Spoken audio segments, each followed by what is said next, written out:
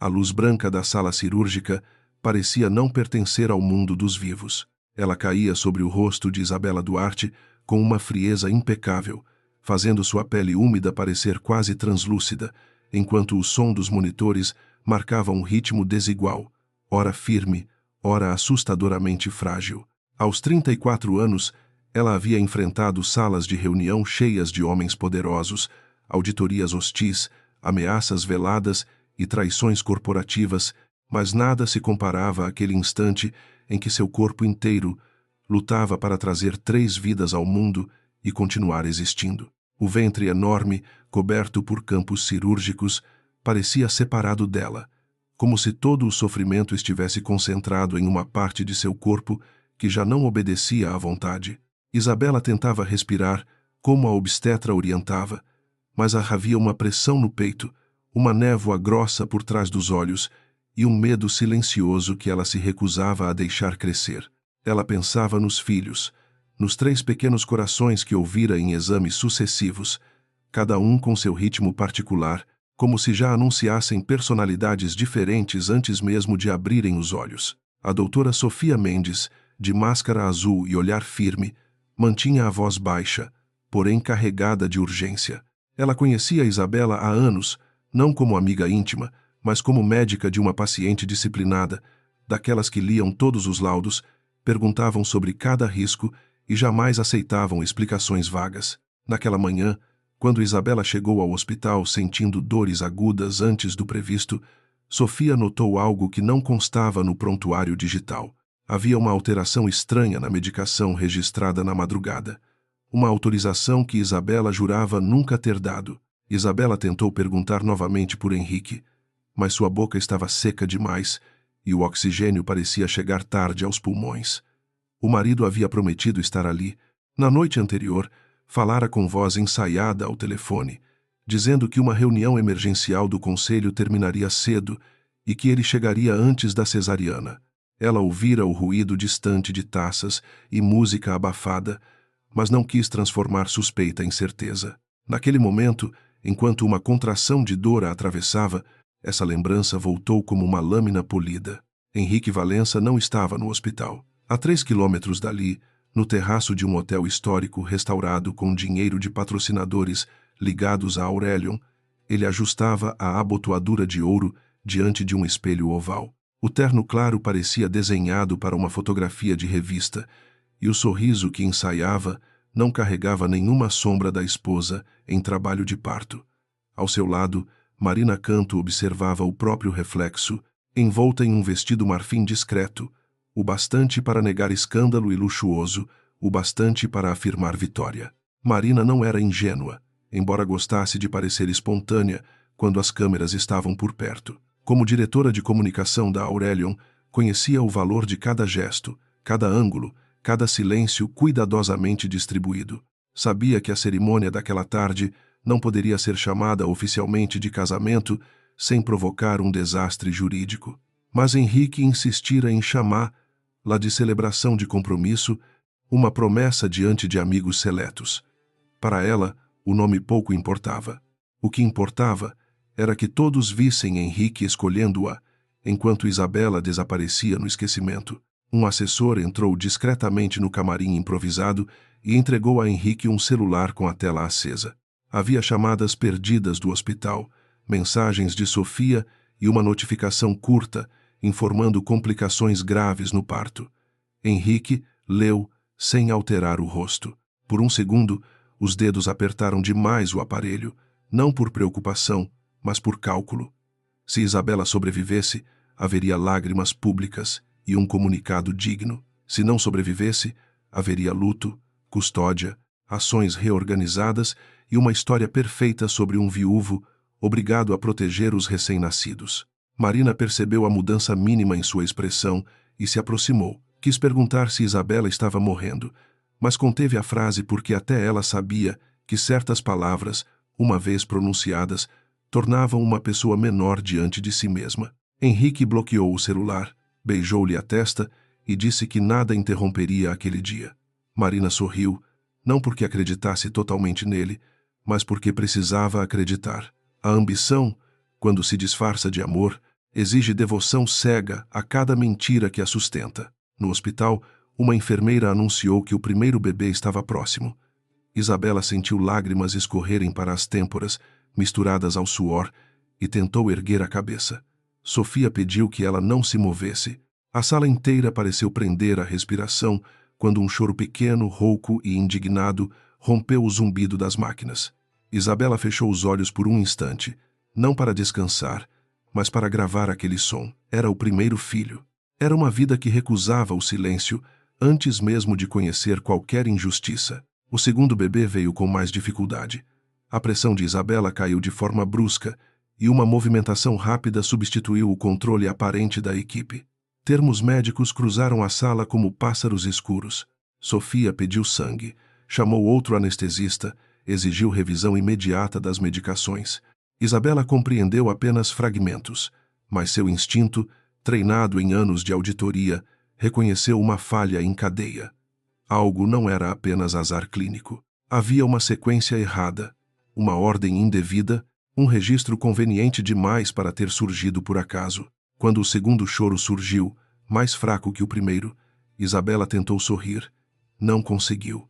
A boca tremeu, e uma sombra pesada cobriu seu pensamento, que ela ainda precisava ouvir o terceiro. Em algum lugar dentro dela, a mulher que assinava relatórios implacáveis e desmontava balanços fraudulentos fez uma promessa sem voz. Se sobrevivesse, entenderia cada número, cada assinatura, cada minuto omitido naquele dia. Se não sobrevivesse, desejou que seus filhos herdassem ao menos a teimosia que a mantinha, respirando contra a escuridão. Enquanto a equipe lutava pelo terceiro bebê, o terraço do hotel recebia convidados escolhidos a dedo, empresários, influenciadores discretos, 2 políticos em ascensão e membros menores da elite financeira conversavam sob arranjos de flores brancas. Ninguém perguntava por Isabela em voz alta, embora todos soubessem que ela existia, que estava grávida de trigêmeos e que não aparecia em público havia semanas. A ausência dela circulava entre as mesas como uma criada invisível, servindo constrangimento em taças finas para pessoas treinadas a beber sem demonstrar gosto. Henrique subiu ao pequeno altar decorado com vidro e orquídeas. Um celebrante contratado falou sobre recomeços, coragem e amor encontrado em meio às tempestades. A palavra coragem fez um fotógrafo baixar a câmera por um segundo, talvez por vergonha, talvez por surpresa diante da ousadia. Marina manteve o queixo erguido e os olhos úmidos no momento exato, como ensaiara.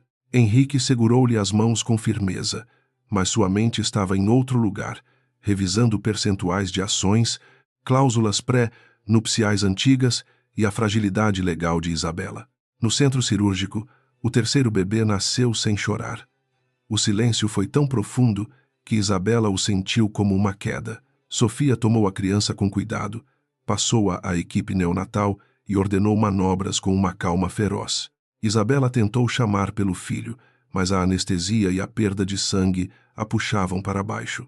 Os monitores dispararam alertas e alguém disse que ela estava entrando em choque. Ela ouviu o próprio nome repetido várias vezes, distante, como se viesse de uma casa no fim de uma rua inundada. Sofia aproximou-se do rosto dela e falou com uma autoridade que não aceitava despedidas.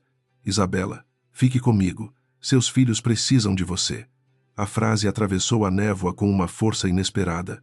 Isabela agarrou-se à palavra filhos como se fosse uma corda. Por trás da máscara, Sofia tinha os olhos brilhantes, não de pânico, mas de raiva controlada. Ela já vira complicações, já perdera pacientes apesar de todos os esforços, mas havia naquele prontuário uma irregularidade que transformava o medo em suspeita e a suspeita em dever. O terceiro choro veio tarde, fino e quebrado, mas veio. Isabela ouviu antes de afundar. Não foi um som bonito no sentido comum. Era frágil, quase ofendido, como se o bebê protestasse contra a demora do mundo em recebê-lo. Para Isabela, foi a música mais grandiosa que poderia existir. Sua última imagem antes de perder a consciência foi Sofia inclinada sobre ela, gritando ordens, enquanto uma enfermeira corria com bolsas de sangue. Sua última certeza foi amarga. Henrique não tinha chegado. Talvez nunca tivesse pretendido chegar. Horas depois, a notícia saiu primeiro em uma conta de fofocas financeiras. Fotos tremidas do terraço mostravam Henrique e Marina trocando alianças simbólicas diante de convidados sorridentes. A legenda insinuava romance proibido, renascimento e nova era na Aurelion. Em menos de 20 minutos, alguém cruzou a informação com registros de entrada no hospital e revelou que Isabela Duarte, esposa legal de Henrique, havia sido internada em estado grave para dar à luz trigêmeos naquele mesmo dia. A internet, tão veloz em destruir quanto em coroar, escolheu a fúria. No hotel, os celulares começaram a vibrar como insetos presos em taças. Convidados antes elegantes assumiram expressões tensas, afastando-se das câmeras, apagando publicações, fingindo urgências familiares. Marina soube antes de Henrique, porque uma amiga lhe mostrou a tela com o rosto pálido. A foto do beijo no altar improvisado já estava ao lado de comentários violentos, perguntas sobre a esposa, acusações de crueldade e pedidos de boicote a Aurelion. Henrique pegou o aparelho, leu 3 linhas e compreendeu que a narrativa escapara antes que pudesse controlar a Leá. Ele não se desesperou. Henrique raramente se desesperava em público. Sua arrogância era feita de disciplina e por isso parecia liderança para quem não olhava de perto. Chamou o assessor, ordenou um comunicado sobre separação privada já em andamento e pediu que a equipe jurídica preparasse documentos antigos. Marina tentou segurar seu braço, exigindo saber se Isabela estava viva. Ele respondeu que a prioridade era proteger as crianças e a empresa. Ao ouvir aquilo, Marina sentiu um frio sem nome, pois percebeu que amor, para Henrique, sempre vinha depois de posse. Na unidade de terapia intensiva, Isabela despertou com a sensação de ter retornado de um lugar sem margens. A garganta ardia, o corpo pesava como pedra molhada e havia uma dor funda atravessando o abdômen. Por alguns segundos, ela não soube onde estava. Depois vieram os sons, o cheiro de antisséptico, a luz filtrada por persianas, o apito regular do monitor. Tentou mover a mão e encontrou dedos quentes segurando os seus. Sofia estava sentada ao lado da cama, ainda com marcas de cansaço no rosto. A médica inclinou-se quando viu os olhos de Isabela se abrirem. Falou devagar como quem pisa sobre vidro. Os 3 bebês estavam vivos, internados na neonatal, delicados, mas lutando. Isabela chorou sem som. O alívio foi tão grande que doeu mais que a incisão. Tentou perguntar pelos nomes, porque ela e Henrique jamais tinham concordado de verdade, mas a voz falhou. Sofia molhou seus lábios com cuidado e disse que havia tempo. Tempo era uma palavra generosa demais para uma mulher que acabara de quase perder tudo. A porta se abriu antes que Sofia autorizasse. Um homem de terno escuro entrou acompanhado por uma advogada do Grupo Valença, ambos com expressões treinadas para parecerem respeitosas. Sofia levantou-se imediatamente, bloqueando a passagem com o corpo. O homem apresentou-se como representante da família e explicou que precisava colher assinaturas para decisões emergenciais envolvendo os recém-nascidos. Isabela, ainda fraca, virou os olhos para a pasta em suas mãos. O mundo podia acreditar que ela estava destruída, mas sua mente reconhecia documentos predatórios mesmo através da dor e da sedação. Sofia exigiu que saíssem.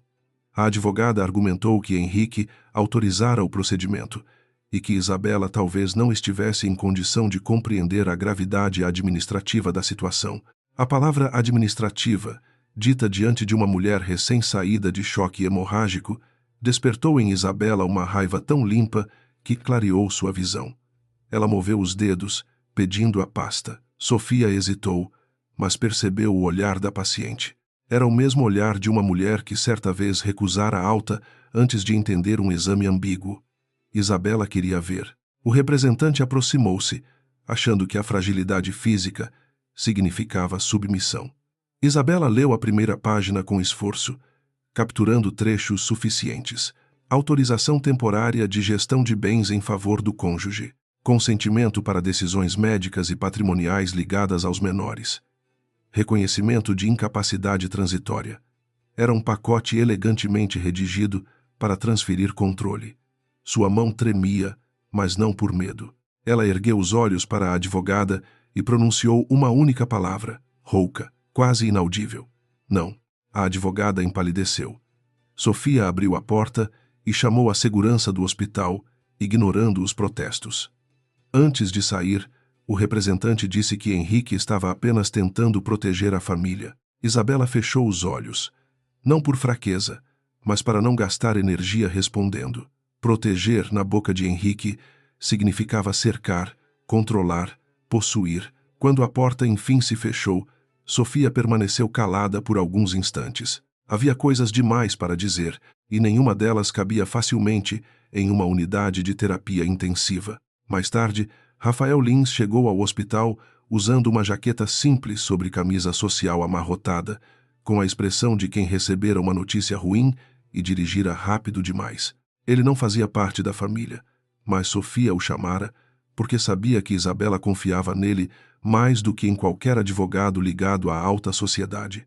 Anos antes, Isabela encontrara provas que salvaram Rafael de uma acusação fabricada em um caso de corrupção portuária. Desde então, ele dizia que tinha uma dívida moral com ela, embora ela sempre recusasse esse tipo de linguagem. Rafael parou ao lado da cama e tentou esconder o choque ao vê-la tão pálida. Isabela percebeu.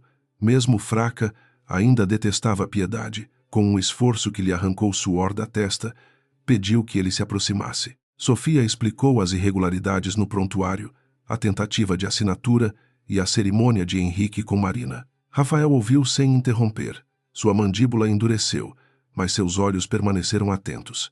Ele compreendia que indignação sem método era apenas barulho. Isabela não precisava de escândalo, precisava de estratégia. No terraço agora vazio, Henrique encarava a cidade através do vidro do salão interno. A festa terminara em retirada humilhante. Marina estava sentada em uma poltrona, ainda vestida de noiva sem nome, apagando mensagens cruéis que não paravam de chegar. O assessor informara que 2 membros do conselho queriam explicações antes da abertura do mercado.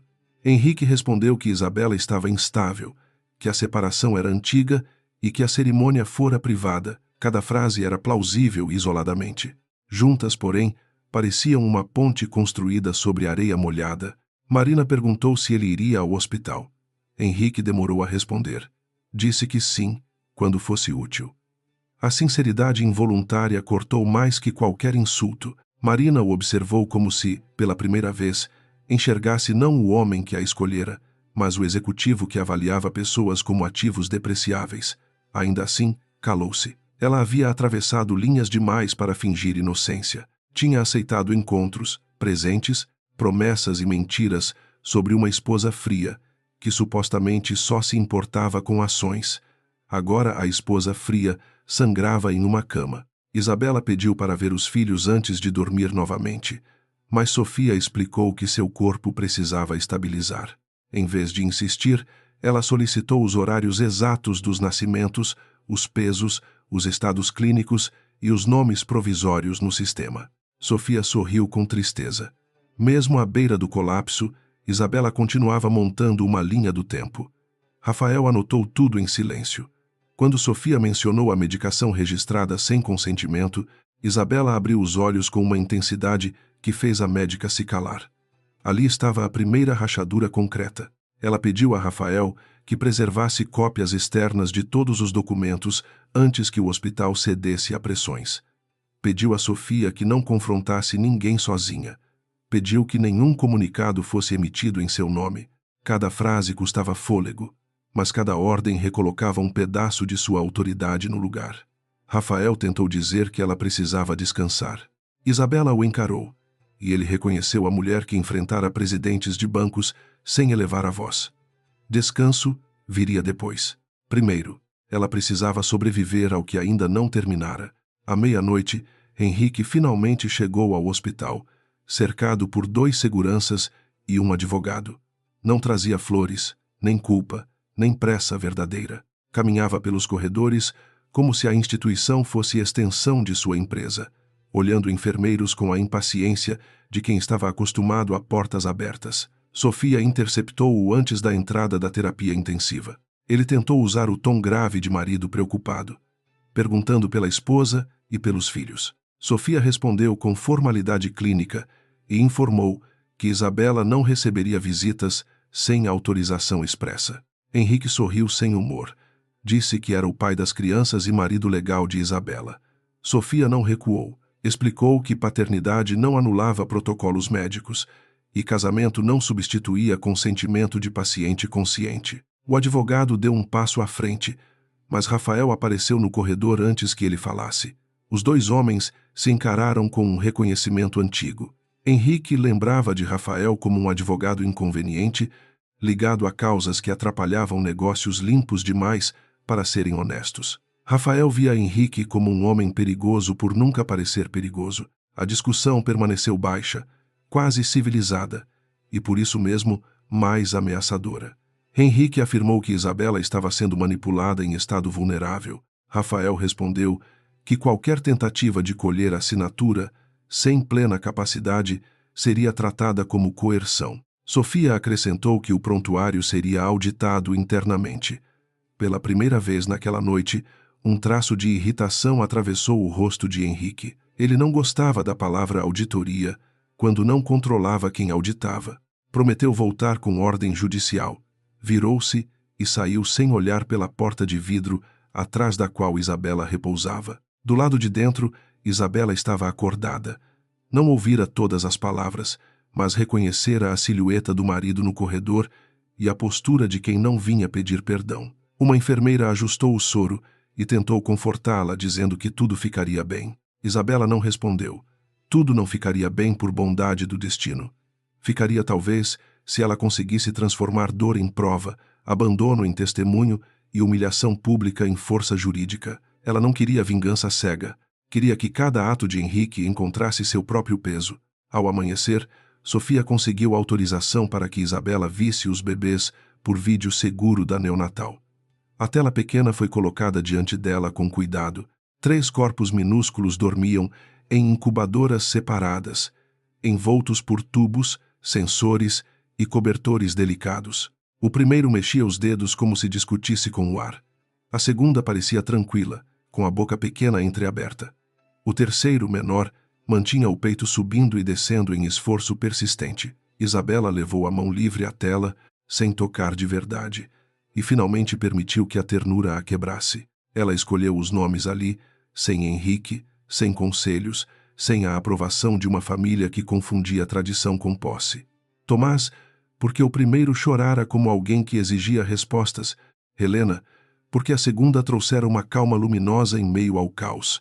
Miguel, porque o terceiro precisara lutar mais tempo para ser ouvido. Sofia registrou os nomes com uma solenidade silenciosa. Rafael, parado perto da janela, virou o rosto para disfarçar a emoção. Para Isabela, nomear os filhos era o primeiro ato de reconstrução. Enquanto isso, a Aurelion abria o dia em crise. As ações oscilavam, jornalistas cercavam a sede e funcionários cochichavam nos elevadores. A imagem de Henrique como líder visionário começava a ser corroída por uma pergunta simples demais para ser neutralizada por notas oficiais. Que tipo de homem celebra uma nova união enquanto a esposa dá à luz em risco de morte? A pergunta atravessava classes sociais, partidos e bolhas digitais. Não era apenas moralismo, era a percepção coletiva de uma crueldade que dinheiro nenhum conseguia transformar em elegância. Henrique reuniu sua equipe de crise e exigiu uma resposta agressiva.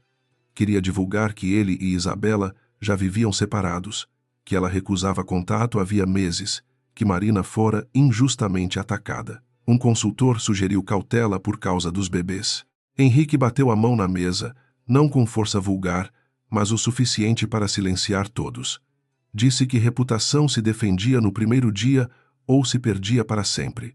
Marina, sentada ao fundo, percebeu que ele falava de reputação com mais angústia do que demonstrara ao falar da vida de Isabela. No hospital, Isabela recebeu a notícia dos comunicados em preparação e pediu o celular. Sofia resistiu, mas Rafael concordou em mostrar apenas o necessário. Isabela leu rascunhos vazados, viu a foto de Marina de vestido claro e o perfil de Henrique tentando parecer vítima de um casamento falido. A dor veio como uma onda fria, não pela traição em si, que seu corpo já parecia saber antes de sua mente aceitar, mas pela tentativa de apagar sua maternidade, seu risco, sua presença. Ela respirou devagar, contando até 5. Rafael perguntou se ela queria autorizar uma resposta pública. Isabela negou. Ainda não. Uma resposta emocional daria a Henrique o roteiro que ele desejava. Ela pediu que ele documentasse o vazamento dos rascunhos, identificasse a origem das fotos e obtivesse registros das tentativas de visita e assinatura. Também pediu que Sofia solicitasse uma cópia imutável do prontuário, com trilha de alterações. A médica assentiu, entendendo que a paciente não estava apenas se defendendo. Estava cercando a verdade antes que a verdade fosse enterrada sob versões caras. Quando ficou sozinha por alguns minutos, Isabela encarou o teto e permitiu que a memória a ferisse sem resistência. Lembrou-se do começo com Henrique, quando ele ainda parecia admirar sua inteligência em vez de temê-la. Ele a chamava para revisar contratos complexos, ouvia seus alertas, ria quando ela desmontava argumentos de diretores arrogantes. O amor, ela compreendeu tarde demais. Talvez tivesse sido real em alguma medida, mas Henrique amava melhor aquilo que podia dominar. Quando Isabela deixou de ser aliada brilhante e tornou-se consciência crítica, ele começou a tratá-la como obstáculo. A gravidez de trigêmeos mudara tudo de modo mais cruel. Enquanto seu corpo inchava, doía e exigia repouso, Henrique afastava-a das reuniões sob o pretexto de cuidado. Documentos deixaram de chegar.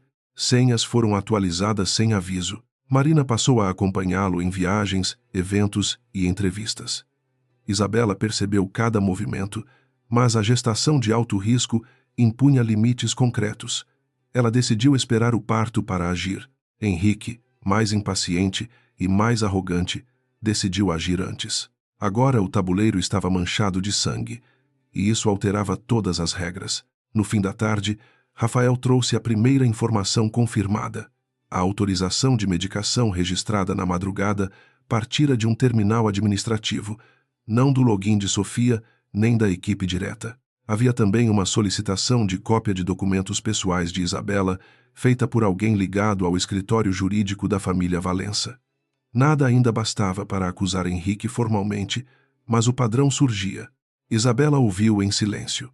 Sua expressão não mudou, porém Sofia percebeu que a paciente apertava o lençol com força suficiente para embranquecer os dedos. Henrique enviou uma mensagem de áudio para Isabela às 19 horas.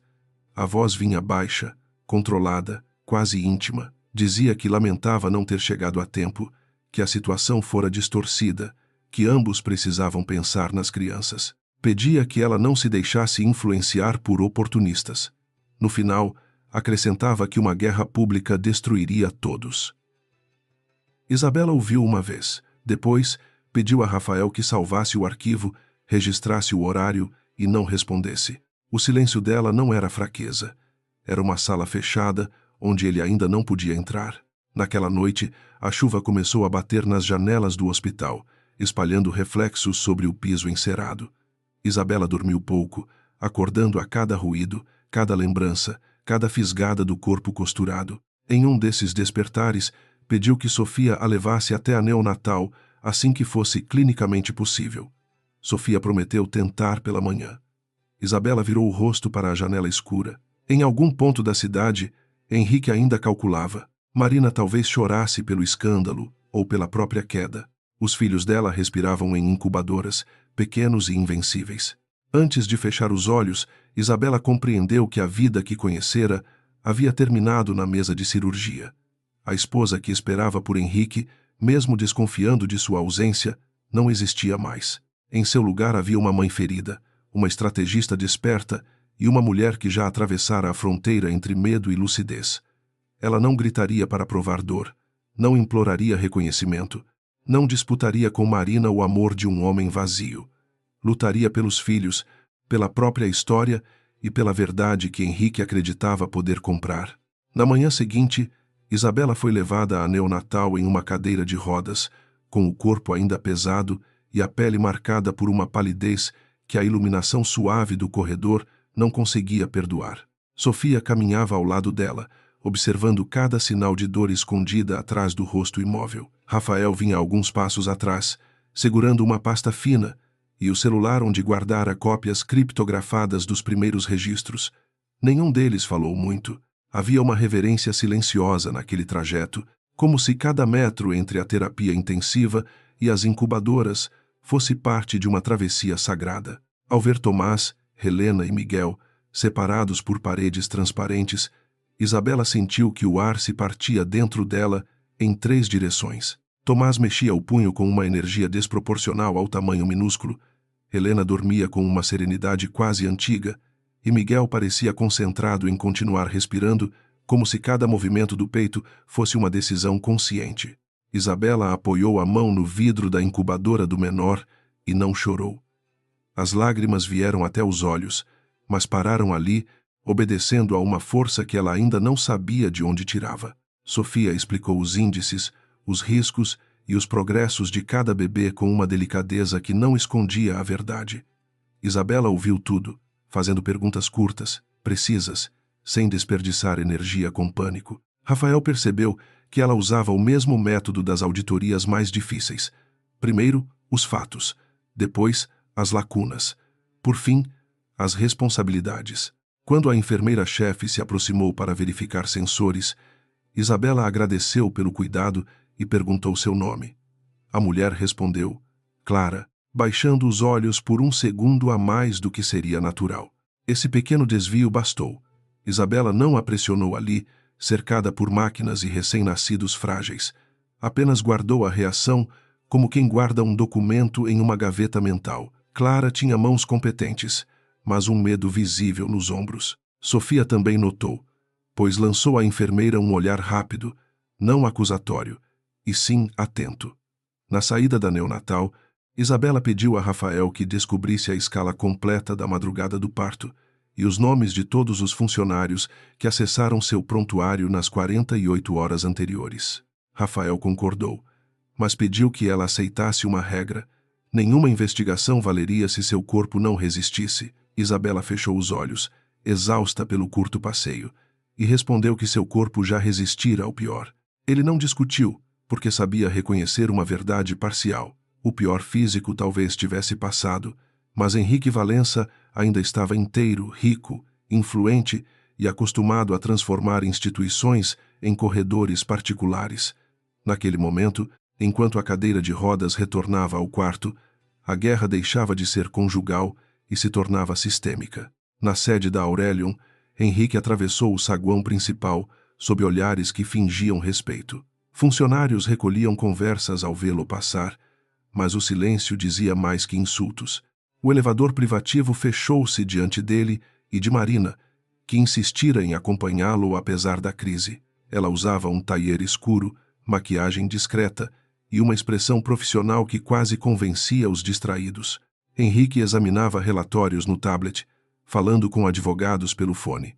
Marina, porém, via nas superfícies espelhadas do elevador uma mulher que havia vencido uma disputa e perdido o direito de parecer inocente. No conselho de crise, Henrique apresentou uma versão sólida, elegante e quase cruel. Disse que o casamento com Isabela estava terminado emocionalmente havia muito tempo, que a gravidez fora protegida por recursos extraordinários, que ele não divulgara a separação por respeito à instabilidade dela. Marina acrescentou dados de sentimento nas redes e sugeriu uma entrevista humanizada, onde Henrique apareceria como pai preocupado e empresário injustamente atacado. Alguns diretores assentiram por medo ou conveniência. Outros permaneceram imóveis, calculando o preço de se associar a uma narrativa que sangrava nas bordas. O diretor financeiro, Álvaro Sete, foi o único a fazer uma pergunta incômoda.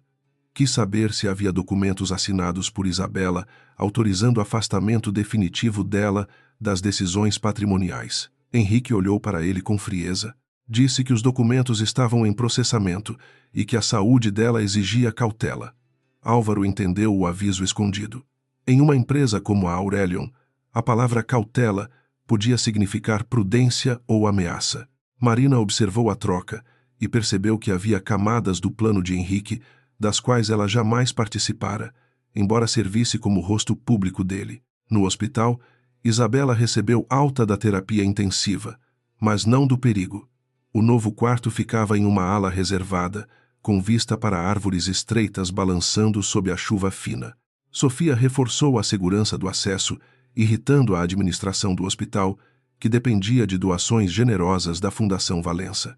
O diretor clínico visitou Isabela com cordialidade excessiva e sugeriu que qualquer dúvida sobre registros fosse tratada internamente, sem ruído externo.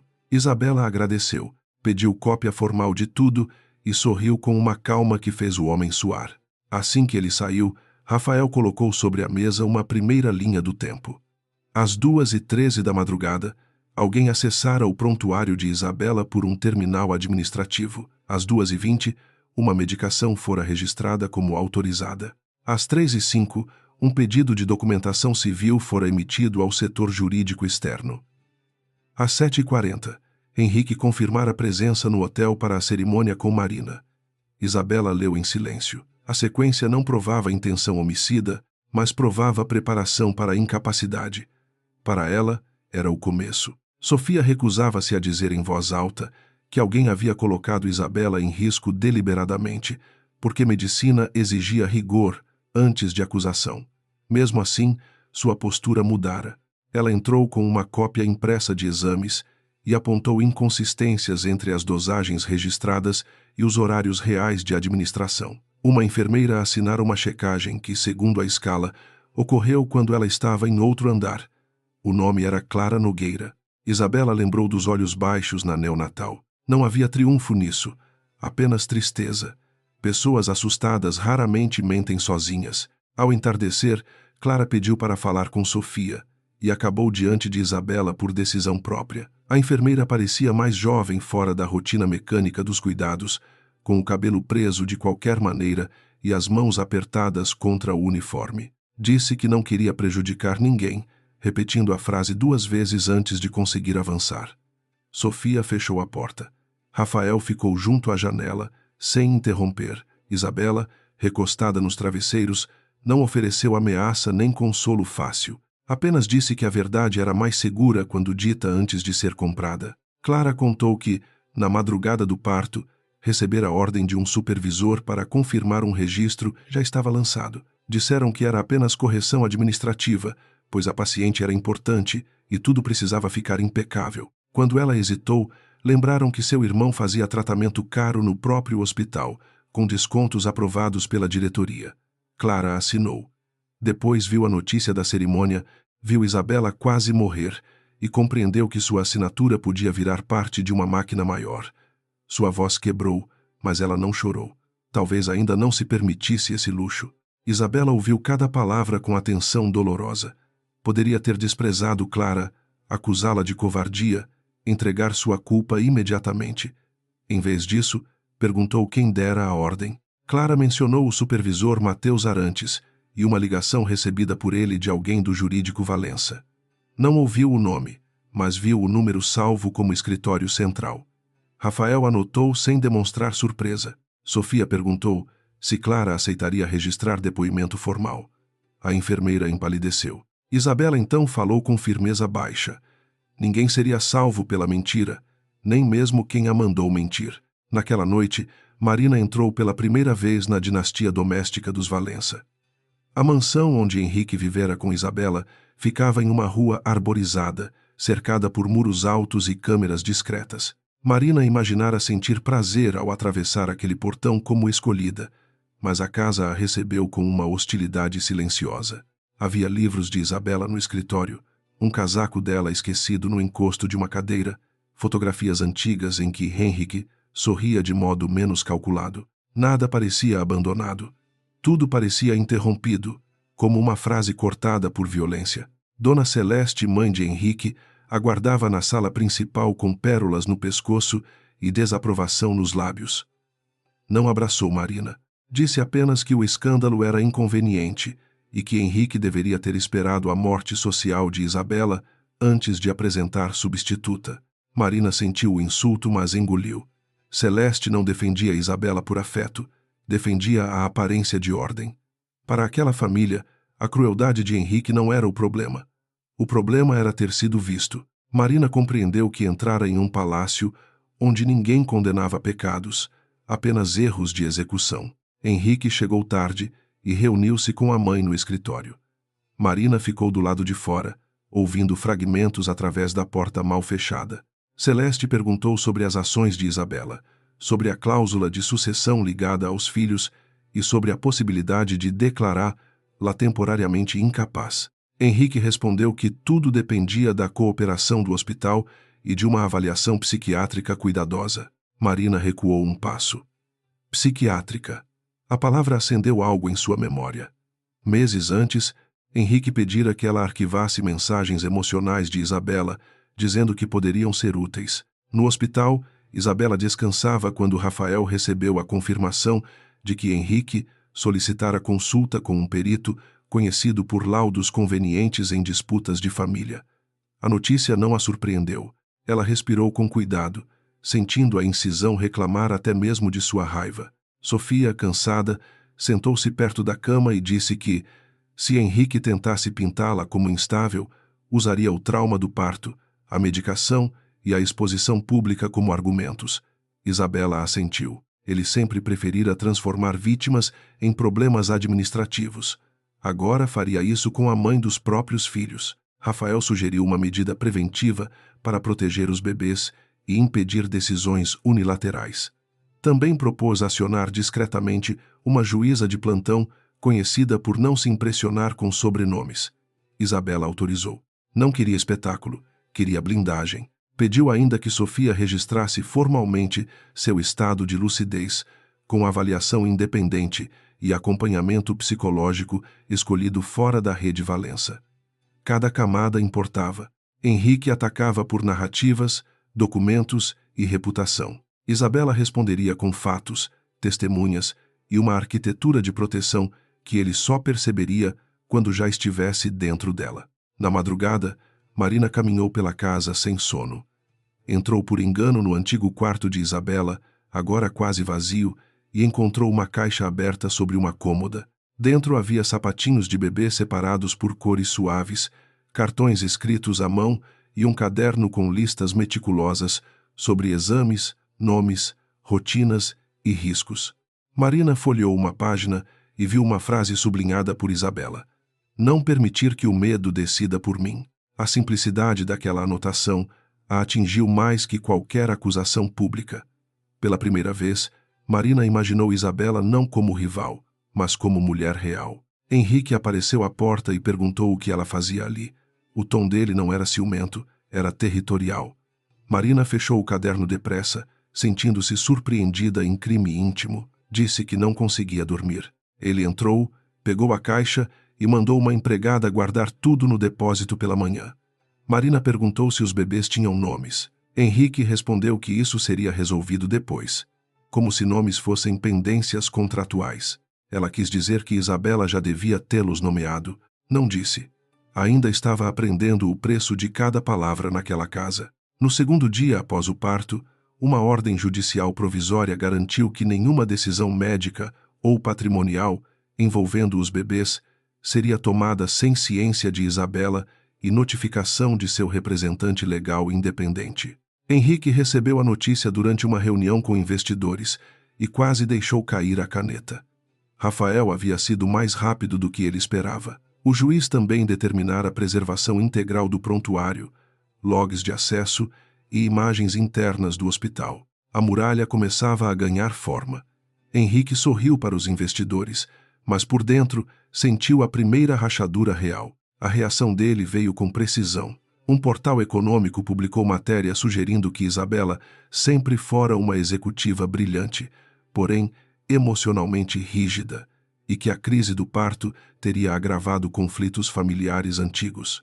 A reportagem citava fontes próximas ao casal e falava de uma separação inevitável. Marina reconheceu frases que ela mesma redigira meses antes para um plano de contingência que Henrique jurara nunca usar sem necessidade. A necessidade, percebeu, era qualquer momento em que Isabela deixasse de obedecer. Mesmo assim, Marina revisou o texto final antes da publicação. Cumplicidade também se constrói por omissão. Rafael mostrou a matéria a Isabela apenas depois de Sofia aprovar. Ela leu devagar, sem permitir que a humilhação comandasse seu rosto. A matéria era inteligente. Não a chamava de louca, Apenas semeava dúvidas, usando a admiração como veneno. Mulher brilhante, mas difícil. Mãe recente, porém fragilizada. Esposa reservada, possivelmente ressentida. Isabela conhecia esse método. Era a forma sofisticada de destruir mulheres competentes, sem parecer misógino. Ela devolveu o celular e pediu a lista de todas as fontes prováveis. Não processaria a fumaça. Iria encontrar o fósforo. No fim da tarde, Sofia conseguiu autorização para que Isabela tocasse Helena por alguns minutos, com acompanhamento rigoroso. A bebê foi colocada contra o peito da mãe, com uma delicadeza quase cerimonial. Isabela sentiu o peso mínimo, o calor frágil, a respiração irregular. O mundo inteiro estreitou-se até caber naquele contato. Toda a estratégia, toda a prova e toda a raiva ficaram em silêncio por alguns instantes. Rafael saiu do quarto neonatal sem ser solicitado. Sofia permaneceu, mas virou o rosto. Isabela sussurrou para Helena que ninguém a usaria como moeda. Era promessa e sentença. Quando voltou ao quarto, havia flores enviadas por Henrique. Rosas brancas em arranjo caro, acompanhadas de um cartão curto. Pela paz das crianças. Isabela olhou para aquilo por tempo suficiente para sentir o nojo se tornar clareza. Pediu que fotografassem o arranjo e o cartão antes de retirá-los. Depois solicitou que fossem enviados à capela do hospital, não ao lixo. Sofia estranhou. Isabela explicou que flores não tinham culpa. Rafael quase sorriu. Mesmo ferida, ela se recusava a deixar Henrique determinar a forma de sua dureza. Clara entregou seu depoimento preliminar naquela noite. Assinou tremendo, mas assinou. Rafael providenciou proteção jurídica básica e orientou. Sofia, ao receber a cópia, ficou muito tempo olhando para a assinatura da enfermeira. Sabia que aquilo colocava Clara em risco profissional, mas também sabia que, sem pequenos atos de coragem, as grandes redes jamais caíam. Isabela agradeceu à enfermeira quando ela entrou para verificar o soro. Clara pediu perdão. Isabela respondeu que perdão não apagava fatos, mas verdade podia impedir novos danos. Na Aurelion, Henrique convocou Marina ao seu escritório, depois das 22 horas. As luzes da cidade brilhavam atrás dele, transformando sua silhueta em algo quase monumental. Ele perguntou se ela estava firme. Marina respondeu que sim, embora não soubesse mais o que firme significava. Henrique explicou que precisavam acelerar a campanha de proteção reputacional e pressionar o hospital por uma junta médica favorável. Também mencionou, com naturalidade glacial, que Isabela não poderia amamentar se estivesse sob sedação prolongada. Marina ergueu os olhos. Havia limites que até sua ambição reconhecia tarde demais. Ela perguntou se ele realmente queria afastar Isabela dos filhos. Henrique corrigiu a frase. Queria garantir estabilidade. Marina ouviu o eufemismo e pensou na caixa de sapatinhos, no caderno, nos nomes que ele tratava como pendência. Perguntou se ele sabia como os bebês se chamavam. Henrique hesitou uma fração de segundo, irritado por uma questão tão pequena atravessar planos tão grandes. Marina entendeu a resposta antes que ele falasse. Não sabia. Pela primeira vez desde que se tornara amante dele, ela sentiu vergonha não por ser julgada, mas por ter escolhido mal. No hospital, Isabela sonhou com uma sala de reunião inundada.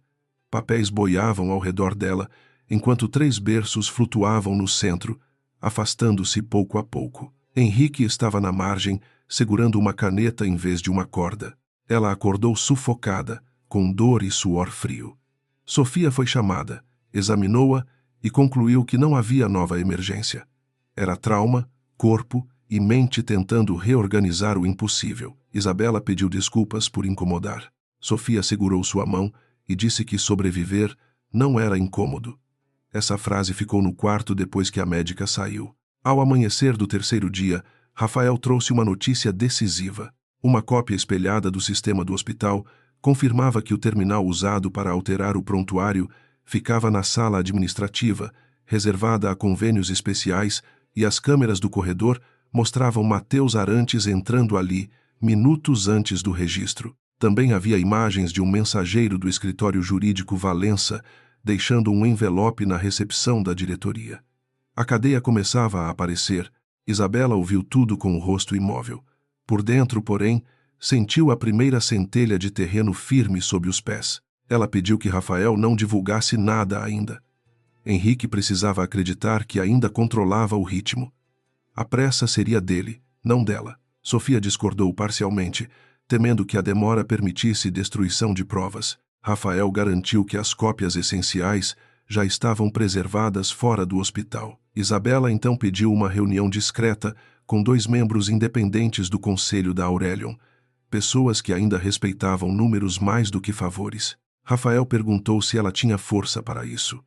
Isabela olhou para a porta da neonatal, invisível dali, mas presente em cada pensamento. Ao cair da noite, Isabela ficou sozinha com o som distante da chuva e o brilho fraco dos equipamentos. Sentia dor, medo e uma tristeza tão vasta que às vezes parecia maior que sua raiva. Mas havia também algo novo, uma nitidez severa que não existia antes do parto. Henrique havia confundido silêncio com incapacidade, maternidade com fraqueza, amor com submissão. Esse erro seria o início de sua ruína. Isabela fechou os olhos, não para fugir, mas para economizar forças. A próxima batalha exigiria que ela parecesse menor do que era. Isabela aceitou receber os 2 conselheiros independentes no quarto do hospital, apenas quando Sofia confirmou que seus sinais estavam estáveis. Ainda assim, a médica impôs limites rígidos. Nada de reunião longa, nada de discussões que elevassem a pressão, nada de visitas sem intervalo. Isabela ouviu as condições com a mesma seriedade de quem assina um contrato importante. Vestiu um robe azul escuro sobre a camisola, prendeu o cabelo com cuidado e pediu que Rafael retirasse da mesa qualquer objeto que denunciasse abandono. Não queria parecer invencível, queria parecer consciente, íntegra e impossível de ser descartada. Os conselheiros chegaram sem assessores. Laura Meirelles, especialista em governança, trazia no rosto uma severidade elegante e nos olhos a cautela de quem já vira famílias empresárias destruírem companhias inteiras para proteger herdeiros medíocres. Álvaro Sete, diretor financeiro que questionara Henrique, parecia mais cansado do que na última assembleia, como se a crise tivesse envelhecido sua prudência em poucos dias. Ambos cumprimentaram Isabela com respeito, mas também com uma espécie de desconforto. Ela compreendeu. Era mais fácil admirar uma mulher competente em reuniões do que encará-la pálida depois de quase morrer. Isabela não desperdiçou tempo em lamentações. Pediu que Rafael entregasse uma pasta a cada um, contendo apenas documentos suficientes para abrir dúvidas, nunca o arsenal completo. Havia a linha do tempo do prontuário, a ordem judicial provisória, registros de tentativa de assinatura e cópia da matéria plantada contra sua sanidade. Laura leu mais devagar, franzindo a testa diante de cada conexão. Álvaro parou no horário da alteração médica e perguntou se aquilo tinha relação direta com a disputa patrimonial. Isabela respondeu que ainda não afirmaria intenção sem prova, mas nenhuma coincidência deveria ser tratada como inocente quando favorecia sempre o mesmo homem. Laura ergueu os olhos e perguntou o que Isabela queria do conselho. A resposta veio sem hesitação. Uma auditoria independente sobre todas as decisões tomadas em seu afastamento, preservação de e-mails da diretoria, suspensão de qualquer alteração societária envolvendo suas ações e proteção contra o uso da estrutura da Aurelion em disputa familiar. Álvaro advertiu que Henrique reagiria com violência institucional. Isabela respirou devagar antes de falar. Henrique sempre confundira reação forte com razão. Se o conselho ainda se preocupava com a empresa, aquele era o momento de provar que governança não era palavra decorativa em relatório anual. Enquanto Isabela falava em voz baixa, Henrique discursava em voz firme no salão nobre da Aurelion. Convocara executivos, aliados e jornalistas econômicos para uma declaração seletiva, apresentada como prestação de contas. Vestia azul marinho, a cor de seus melhores momentos públicos, e tinha Marina ao lado, não como amante, mas como diretora preparada para controlar a maré. Disse que respeitava a mãe de seus filhos, que protegeria os recém-nascidos de qualquer exploração e que não permitiria que uma tragédia íntima fosse usada para desestabilizar milhares de empregos. A frase soou nobre o bastante para manchetes preguiçosas. Marina observava os jornalistas enquanto Henrique falava, Conhecia rostos, vícios e dependências. Sabia quem publicaria o ângulo humano, quem perguntaria sobre a cerimônia e quem aceitaria uma entrevista futura em troca de acesso. Mesmo assim, algo a incomodava. Henrique pronunciava a palavra filhos sem saber os nomes deles. Falava em tragédia íntima como se não tivesse criado o espetáculo que a incendiara. Quando uma repórter perguntou se ele esteve no hospital durante o parto, Henrique fez uma pausa longa, perfeita, e respondeu que chegara assim que fora possível. Marina sentiu o próprio estômago contrair. No quarto do hospital, Laura recebeu uma notificação no celular e mostrou a Isabela o trecho da declaração. Rafael esperava uma reação dura, mas Isabela apenas pediu que salvassem o vídeo completo. Mentiras ditas em público tinham valor probatório diferente das mentiras sussurradas em corredores. Sofia, que entrara para verificar a medicação, ouviu a frase e fechou a mão no bolso do jaleco. Como médica, ela detestava ver a dor de uma paciente convertida em ferramenta de reputação. Como mulher, entendia que Henrique estava tentando sepultar Isabela sem precisar que ela morresse. Depois que os conselheiros partiram, Sofia insistiu para que Isabela descansasse. Mas a porta mal se fechara quando Clara entrou, com os olhos vermelhos e uma folha amassada na mão. Mateus Arantes havia sido afastado administrativamente e, antes de sair, mandara um recado por outro enfermeiro. Disse que Clara deveria lembrar quem pagava o tratamento do irmão. A ameaça era previsível, mas não menos cruel. Isabela pediu a Rafael que acionasse imediatamente a proteção judicial prometida e a defensoria hospitalar. Clara começou a pedir desculpas outra vez. Isabela interrompeu com gentileza firme. O medo dela era informação, não vergonha. Naquela tarde, Isabela pediu para ver Tomás. O bebê foi colocado contra ela por poucos minutos, pequeno e inquieto, movendo a boca como se procurasse uma resposta no calor da pele materna. Isabela fechou os olhos e sentiu o corpo inteiro se reorganizar ao redor daquele peso mínimo. Pensou em Henrique falando de estabilidade diante das câmeras. Estabilidade era aquilo, um recém-nascido respirando contra seu peito, não a manutenção de uma fortuna. Sofia observou a cena com discrição e compreendeu que a recuperação de Isabela não seria linear, mas seria feroz. Na mansão Valença, Marina decidiu visitar o antigo escritório de Isabela quando Henrique saiu para uma reunião com advogados. Encontrou gavetas trancadas, prateleiras arrumadas e uma fotografia esquecida de uma confraternização da Aurelion, onde Isabela aparecia ao lado de técnicos, não de celebridades. Havia também um quadro de planejamento com marcadores apagados, mas marcas de pressão ainda visíveis sob a luz. Marina aproximou-se e distinguiu nomes de subsidiárias, fundos de fachada e datas. Não entendeu tudo, mas reconheceu alguns projetos que Henrique chamara de estratégicos. De súbito, a casa pareceu menos um território conquistado e mais um arquivo perigoso. Antes que pudesse fotografar o quadro, Celeste surgiu à porta. A velha senhora não levantou a voz. Apenas disse que curiosidade era uma virtude vulgar quando não vinha acompanhada de poder. Marina guardou o celular, fingindo calma. Celeste aproximou-se com passos lentos e perguntou se Henrique já lhe contara o que acontecia com as mulheres que confundiam cama com trono. Marina respondeu que não pretendia ocupar trono algum. Celeste sorriu, quase com pena. Disse que todas diziam isso no início. Depois descobriam que, na família Valença, até as rainhas eram substituíveis quando atrapalhavam a sucessão. À noite, Henrique encontrou Marina silenciosa no quarto de hóspedes que lhe haviam designado. Não a convidara para dividir o quarto principal, e ela finalmente percebeu a mensagem. Ele queria sua imagem ao lado dele, mas não sua presença dentro do centro real da casa. Quando ela perguntou sobre as ações de Isabela, Henrique reagiu com impaciência. Disse que assuntos patrimoniais não deveriam preocupá-la. Marina insistiu, mencionando a auditoria que talvez o conselho abrisse.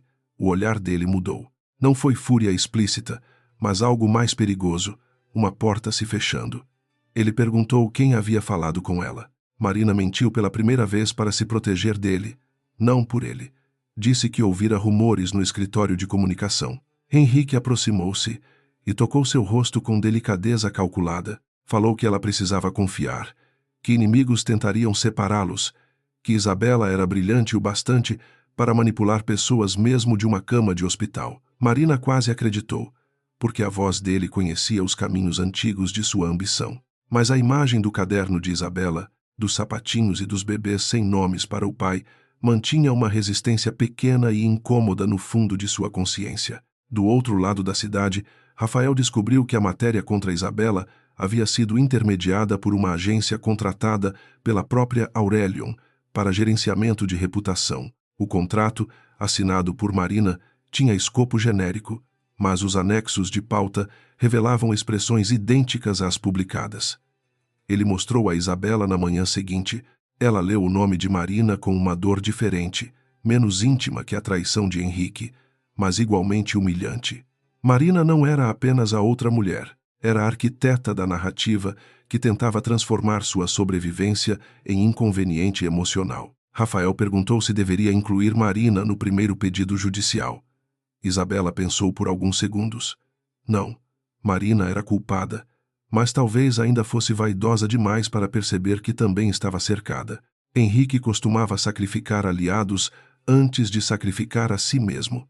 Melhor deixá-la respirar e observar para onde correria quando sentisse o fogo. Sofia, que escutava em silêncio, comentou que essa frieza assustaria qualquer inimigo. Isabela sorriu sem alegria. Não era frieza, era economia de sangue. Ela já havia perdido sangue suficiente para aprender a não desperdiçar golpes. A crise pública ganhou novo rumo quando uma técnica de enfermagem publicou, sem citar nomes, um texto sobre mulheres abandonadas em partos de risco e poderosos que tratavam hospitais como escritórios. A postagem viralizou em poucas horas. Pessoas comuns começaram a enviar relatos. Mães, enfermeiras, esposas traídas, funcionários de empresas familiares. A história de Isabela deixou de ser fofoca sobre ricos e tornou-se símbolo de algo maior. Henrique odiou isso mais que qualquer acusação direta. Escândalos individuais podiam ser comprados. Símbolos cresciam fora do alcance de advogados. Para responder, ele decidiu organizar um evento beneficente relâmpago da Fundação Valença em favor de recém-nascidos prematuros. A escolha era tão cínica que até Marina hesitou. Henrique, porém, enxergava a oportunidade. Apareceria como pai sensível, anunciaria doação milionária ao hospital e desviaria a conversa para a responsabilidade social. Marina deveria coordenar imprensa, lista de convidados e cenário. Quando ela argumentou que a proximidade com o parto de Isabela tornaria tudo ofensivo, Henrique respondeu que o público se acostumava a qualquer imagem repetida com emoção suficiente. Essa frase a acompanhou como um cheiro ruim. Isabela soube do evento por Laura, que lhe telefonou em caráter informal. A fundação que Henrique usaria era a mesma cujo relatório de despesas ela investigava antes da gravidez impor repouso. Havia inconsistências em contratos de equipamentos neonatais, doações infladas e fornecedores ligados a diretores amigos. Isabela pediu a Rafael que abrisse os arquivos antigos em seu servidor pessoal. Ele encontrou uma pasta nomeada como Jardim, aparentemente banal, protegida por senha. Isabela informou a senha depois de um silêncio doloroso. Era a data em que ouvira pela primeira vez os 3 batimentos cardíacos. Dentro da pasta havia planilhas, memorandos, notas fiscais e observações escritas por Isabela meses antes. Ela havia rastreado desvios pequenos o bastante para passarem por erro, mas repetidos o suficiente para formar um rio subterrâneo. O dinheiro destinado a incubadoras e bolsas de tratamento era drenado por consultorias fantasmas, campanhas de imagem e contratos inflados. Sofia leu parte dos documentos e ficou pálida. Não era apenas sobre Isabela. Crianças reais, famílias reais, tratamentos reais haviam sido usados como cenário para a reputação corporativa. A indignação no quarto tornou o ar mais denso. Rafael sugeriu levar tudo imediatamente ao Ministério Público. Isabela concordou em princípio, mas pediu uma etapa antes.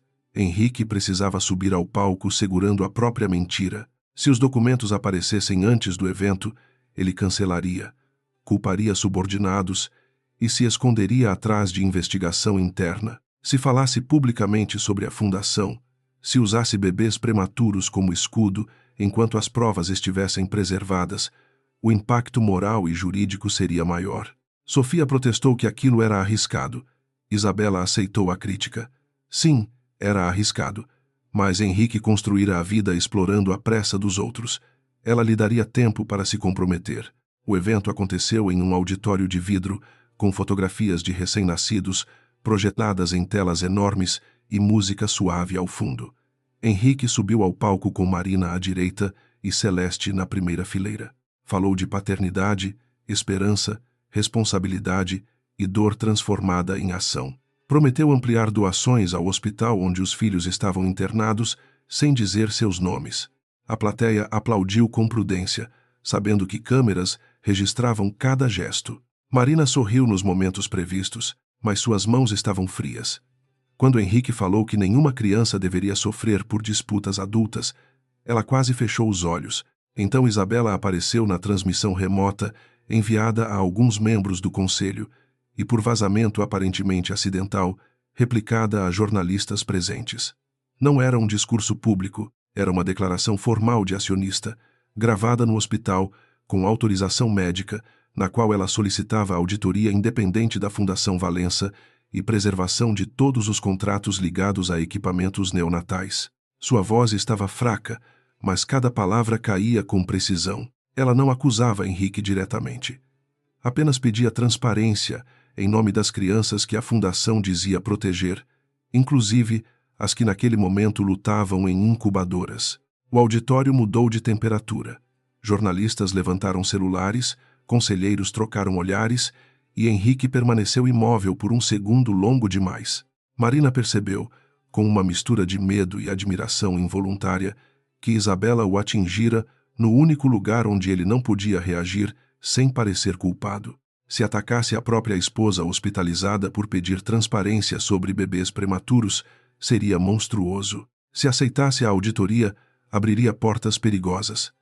Ele escolheu a terceira via, sorrindo para as câmeras e dizendo que apoiava toda a transparência. A frase foi recebida por aplausos nervosos. A armadilha estava fechando. Naquela noite, Henrique entrou no quarto de Marina sem bater. O rosto ainda estava controlado, mas a voz perdera o verniz. Quis saber se ela havia vazado a transmissão, se conversara com alguém, se ainda entendia de que lado estava. Marina, acuada, negou tudo. Ele aproximou-se demais, não a tocou, mas fez o espaço encolher. Disse que Isabela era perigosa, que a mulher que todos lamentavam era capaz de destruir famílias, empregos e reputações apenas para manter poder. Marina ouviu a acusação e percebeu que ele descrevia a si mesmo com o nome de outra pessoa. No hospital, Isabela pagou o preço do esforço. A febre subiu, a pressão caiu levemente e Sofia ordenou repouso absoluto. Rafael ficou furioso, não com ela, mas com a necessidade cruel de fazer uma mulher recém-operada lutar em tantas frentes. Isabela aceitou a bronca em silêncio. Quando ele terminou, perguntou se o evento havia sido suficiente para provocar a auditoria. Rafael respirou fundo e respondeu que sim. Laura confirmara a maioria para abrir investigação preliminar. Álvaro enviara mensagem dizendo apenas que alguns fantasmas finalmente tinham forma. Isabela fechou os olhos. Pela primeira vez, permitiu-se dormir sem vigiar cada minuto. Na madrugada, Marina recebeu um e-mail anônimo com um arquivo antigo. Era uma troca de mensagens entre Henrique e um consultor jurídico, datada de semanas antes do parto, discutindo cenários de incapacidade temporária de Isabela e proteção de ativos familiares. O arquivo podia ser falso, mas o estilo das frases era dele, seco, calculista, sem afeto. Havia uma linha destacada que mencionava a necessidade de agir antes que ela retomasse acesso aos documentos da Fundação. Marina leu várias vezes. A palavra antes parecia uma confissão. Antes do parto, antes da recuperação, antes que ela pudesse falar. Marina não sabia quem enviara o arquivo. Talvez Rafael, talvez alguém da Aurelion, talvez um inimigo antigo de Henrique, aproveitando a crise. Guardou cópias em 2 lugares e não contou a ele. Ao fazer isso, sentiu um medo novo, mas também uma estranha sensação de recuperar uma parte de si que havia sido vendida sem contrato. Ainda não era arrependimento completo, era autopreservação, misturada ao início tardio de vergonha. Sentou-se no chão do banheiro, longe das câmeras internas da casa, e chorou baixo, não pela ruína de Isabela, mas pela própria cumplicidade. No quarto hospitalar, antes do amanhecer, Isabela acordou com Sofia ao lado. A médica contou que Miguel reagira melhor durante a noite e que talvez pudesse ser tocado pela mãe em breve, se continuasse estável. Isabela levou a mão à boca para conter um soluço. Aquela pequena notícia tinha mais força que qualquer vitória corporativa. Tudo o que fazia, cada cálculo, cada silêncio, cada aparição medida, existia para chegar a esse momento simples: segurar o filho menor sem que ninguém transformasse sua maternidade em peça de negociação. Sofia sorriu e disse que ele tinha a teimosia dela. Quando o sol nasceu, a cidade acordou com duas manchetes opostas. De um lado, Henrique Valença prometia transparência em evento beneficente. Do outro, conselheiros exigiam auditoria independente da fundação ligada a Aurelion. Entre as duas narrativas, crescia a imagem de Isabela, não como esposa abandonada, mas como mulher ferida, que ainda conseguia fazer perguntas que homens saudáveis temiam responder. Henrique havia tentado reduzi-la a paciente, mãe frágil e ex-esposa ressentida. Ela, de uma cama de hospital, começava a devolvê-lo ao tamanho real de suas escolhas. A auditoria da Fundação Valença começou com a descrição de uma lâmina escondida sob tecido fino. Laura Meirelles contratou uma equipe externa antes que Henrique pudesse indicar nomes convenientes, e Álvaro Sete autorizou a preservação de servidores com base em protocolos de governança que ele mesmo ajudara a escrever anos antes, sem imaginar que um dia precisaria usá-los contra o próprio presidente. A Aurelion amanheceu diferente. Portas antes abertas passaram a exigir crachás, assistentes pararam de apagar e-mails antigos, diretores começaram a lembrar subitamente de férias acumuladas. O medo, quando entra em empresa familiar, costuma encontrar arquivos melhores que a lealdade. Henrique reagiu com o brilho frio dos homens que nunca acreditam poder perder. Chamou Laura de precipitada, Álvaro de ingrato e os auditores de oportunistas movidos por vaidade técnica. Não levantou a voz na sala do conselho, mas cada palavra vinha untada de ameaça. Disse que uma investigação mal conduzida poderia destruir valor de mercado, empregos e reputação internacional. Laura respondeu que reputação sem lastro era maquiagem cara sobre ferida infeccionada. O silêncio que se seguiu foi mais perigoso que aplauso. Pela primeira vez, alguns conselheiros olharam para Henrique não como herdeiro inevitável, mas como passivo crescente. No hospital, Isabela soube do início formal da auditoria enquanto tentava sentar-se sem ajuda. A dor ainda percorria seu abdômen como uma corrente elétrica mal enterrada, e Sofia vigiava seus movimentos com impaciência afetuosa. Miguel havia melhorado o suficiente para que ela o tocasse por poucos minutos, e essa notícia reorganizava todas as prioridades dentro dela. Rafael leu os pontos principais enviados por Laura, esperando uma expressão de vitória. Não encontrou. Isabela apenas fechou os olhos e perguntou se os contratos ligados às incubadoras já estavam sob custódia. A maternidade a emocionava. A justiça exigia precisão. Quando a levaram até a neonatal, Miguel parecia menor do que na tela, quase uma pergunta envolta em pele e fios. A enfermeira o acomodou contra o peito de Isabela com uma delicadeza que fez a sala inteira desacelerar. Tomás e Helena já haviam sentido aquele calor, mas Miguel, o último a chorar, o último a estabilizar, parecia carregar no corpo mínimo todo o suspense dos dias anteriores. Isabela curvou o rosto sobre ele e respirou devagar. Não prometeu vingança, prometeu presença.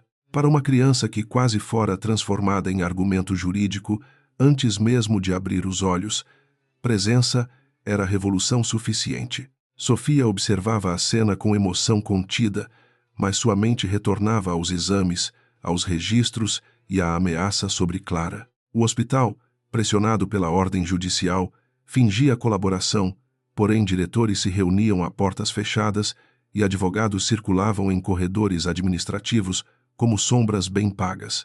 Mateus Arantes desaparecera oficialmente por licença médica e ninguém admitia saber onde estava. Clara trabalhava sob tensão, evitando elevadores vazios e chamadas isoladas. Isabela, mesmo amarrada ao próprio processo de cura, pediu que Rafael a incluísse no plano de proteção.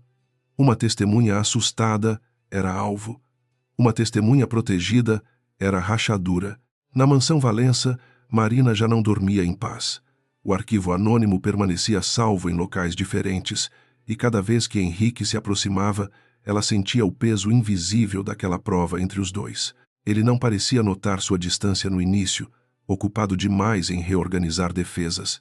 Depois, começou a percebê-la como percebia tudo que escapava de sua órbita, não com tristeza, mas com irritação estratégica. Perguntava onde ela estivera, com quem falara, por que desligara o celular por 20 minutos.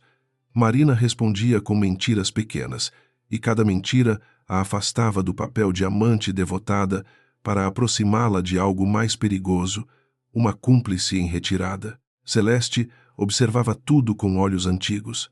Não gostava de Marina, mas também não confiava plenamente em Henrique quando ele estava encurralado. A matriarca conhecia o filho melhor do que qualquer conselho. Sabia que ele herdara do pai a elegância para esmagar adversários e dela a capacidade de sorrir no enterro de um inimigo.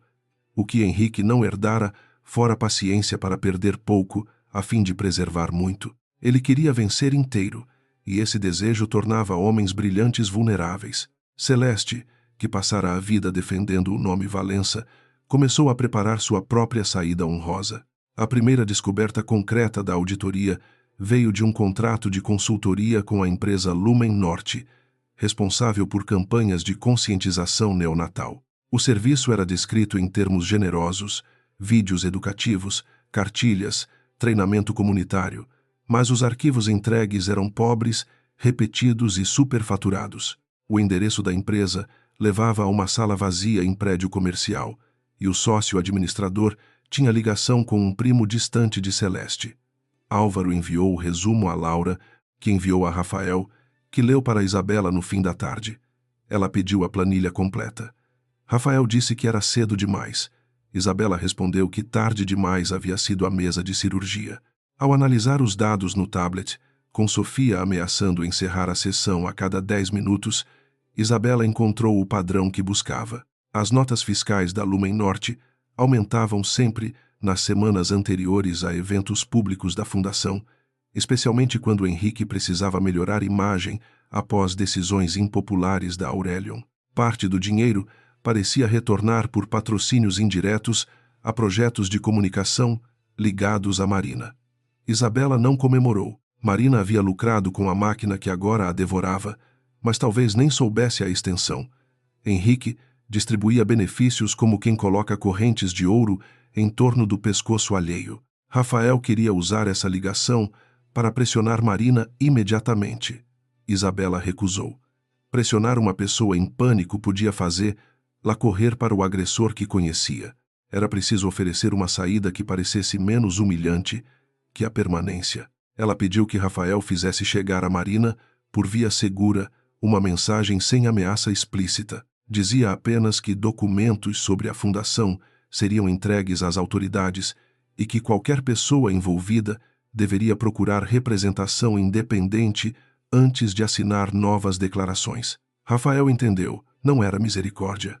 Era um convite para que a vaidade de Marina cedesse espaço ao medo racional. A mensagem chegou a Marina por intermédio de uma antiga colega de assessoria, enviada em tom neutro, mas com conteúdo suficiente para gelar as mãos. Representação independente. Marina leu a expressão várias vezes. Até então, todos os advogados à sua volta eram de Henrique, pagos por Henrique, instruídos por Henrique. A ideia de ter alguém que defendesse apenas seus interesses pareceu ao mesmo tempo óbvia e proibida. Quando procurou discretamente uma advogada criminalista, indicada por uma amiga, sentiu que cruzava uma fronteira sem retorno. Não havia sirenes, não havia drama. Apenas o clique simples de uma consulta marcada. Henrique, porém, também se movia. Ao saber da proteção judicial sobre os bebês, decidiu atacar pela via emocional. Protocolou pedido de guarda provisória, compartilhada com avaliação da capacidade materna, alegando preocupação com a saúde física e psicológica de Isabela, exposição midiática e influência de terceiros. O texto era elegante, quase piedoso, mas trazia veneno suficiente para contaminar qualquer leitura distraída. Anexava recortes de notícias, trechos de mensagens antigas fora de contexto e parecer preliminar de um perito favorável à tese de fragilidade. Era uma tentativa clara de forçar Isabela a reagir como mulher ferida. Rafael leu a petição no quarto do hospital sem esconder a indignação. Sofia praguejou baixo, o que teria surpreendido seus internos se a ouvissem. Isabela pediu silêncio e releu os pontos principais. Henrique queria deslocar a batalha para sua estabilidade emocional. Faria perguntas sobre depressão, dor, sedação, raiva, casamento, maternidade. Tentaria transformar cada lágrima em prova contra ela. Ela, então, tomou uma decisão que custou mais do que qualquer estratégia corporativa. Autorizou a avaliação psicológica completa por uma profissional independente indicada pelo tribunal. Abriu seus registros médicos legítimos e pediu que Sofia documentasse todas as interações maternas na neonatal. A verdade precisava de rotina, não apenas de discurso. Nos dias seguintes, Isabela treinou o corpo a voltar. Caminhava poucos metros no corredor, apoiada por Sofia ou por uma fisioterapeuta paciente. Cada passo era humilhante e glorioso. Executivos podiam perder cargos e recuperá-los por voto. Mães recém-operadas recuperavam o mundo em centímetros, suando sob luz fluorescente, recusando desmaios por pura teimosia. Funcionários do hospital começaram a observá-la de modo diferente, não mais como a esposa traída de um CEO, mas como uma mulher que agradecia enfermeiras pelo nome, pedia relatórios com precisão e enfrentava a dor sem transformá-la em espetáculo. Enquanto isso, Marina compareceu à consulta com a advogada Lúcia Falcão em um escritório discreto, longe dos bairros onde a elite se reconhecia pelos sapatos. Lúcia ouviu tudo sem interromper, desde o início do caso com Henrique até a cerimônia, os contratos de comunicação, os e-mails arquivados e o arquivo anônimo sobre incapacidade de Isabela. Quando Marina terminou, esperava julgamento moral. Recebeu análise. Lúcia disse que ela podia ser testemunha, investigada ou bode expiatório, dependendo do próximo documento que assinasse. Marina perguntou se Henrique a protegeria. A advogada apenas ergueu uma sobrancelha, e a ausência de resposta foi suficiente. Naquela noite, Marina voltou à mansão decidida a recuperar cópias de tudo que a ligava à fundação. Encontrou Henrique no escritório, sozinho, lendo um relatório impresso. Ele parecia calmo demais. Perguntou onde ela estivera. Marina respondeu que precisava respirar fora daquela casa. Henrique sorriu com uma ternura falsa e mostrou uma folha. Era o registro de entrada dela no prédio da advogada. Por alguns segundos, Marina sentiu o chão desaparecer. Ele não gritou, disse apenas que entendia o medo dela. Mas traição em momentos críticos era um erro que pessoas inteligentes evitavam. Marina descobriu então que vigilância também podia usar voz baixa. Henrique colocou diante dela uma declaração pronta. No documento, Marina afirmava que todas as campanhas da fundação eram legítimas, que Isabela tinha histórico de obsessão persecutória em relação a projetos de Henrique e que a recente auditoria decorria de ressentimento conjugal. Marina leu o texto como quem encara a própria sentença.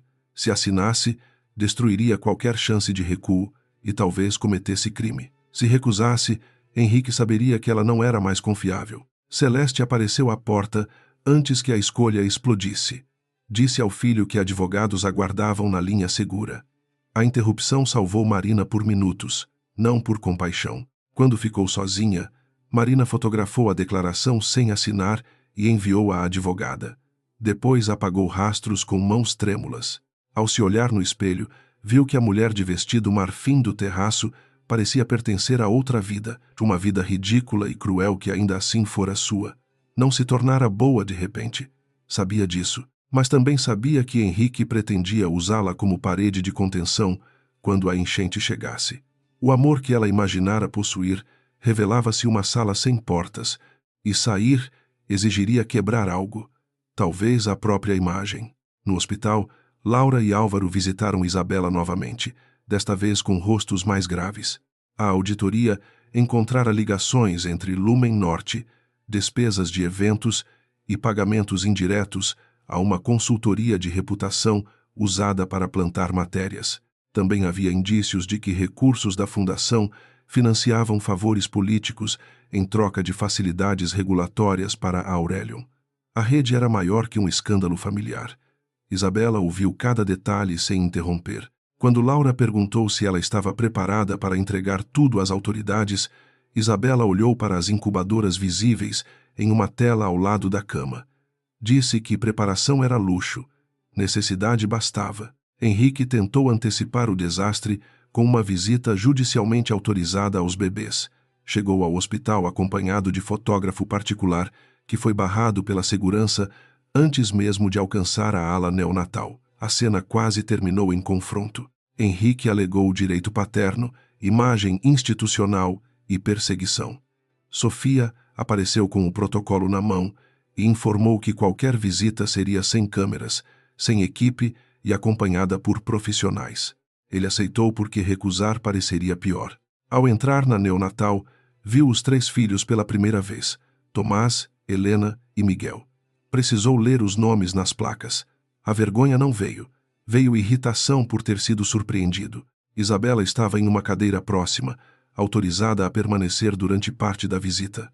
Henrique olhou para ela e por um instante a máscara social caiu.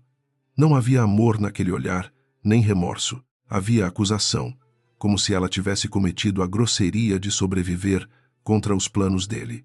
Ele aproximou-se da incubadora de Tomás e murmurou algo sobre família. Isabela não respondeu. A equipe observava. Cada palavra ali seria lembrada. Henrique perguntou se ela pretendia transformar os filhos em armas. Isabela, com voz fraca e firme, disse que armas eram coisas usadas por quem não sabia amar pessoas.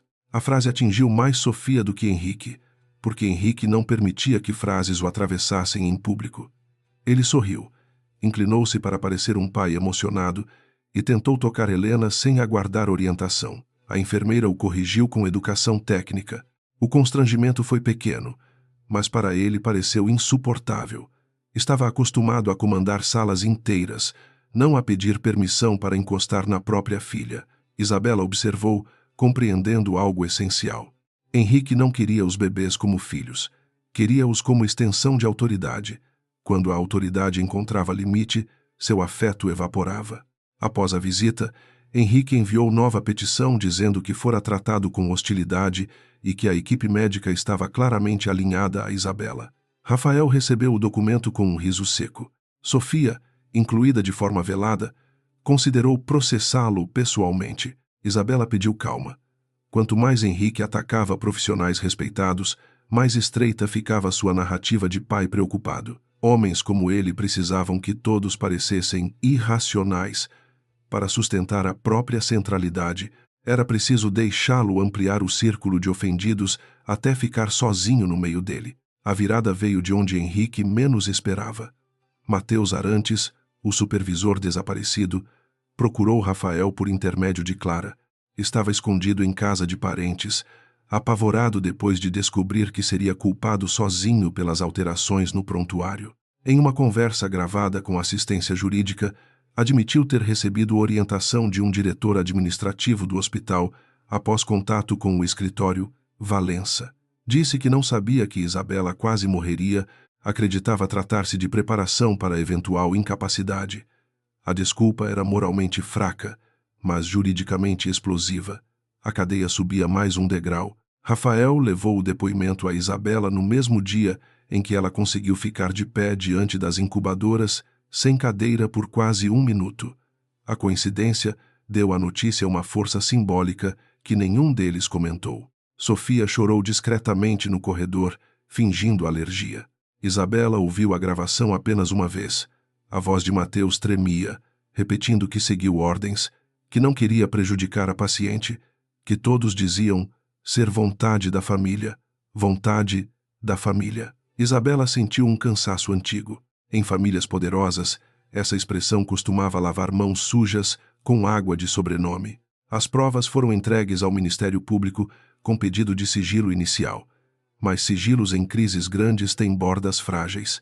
Em menos de 24 horas, jornalistas souberam que havia investigação sobre a Fundação Valença, o hospital e possíveis tentativas de manipulação documental durante o parto de Isabela. A notícia explodiu com força maior que a cerimônia.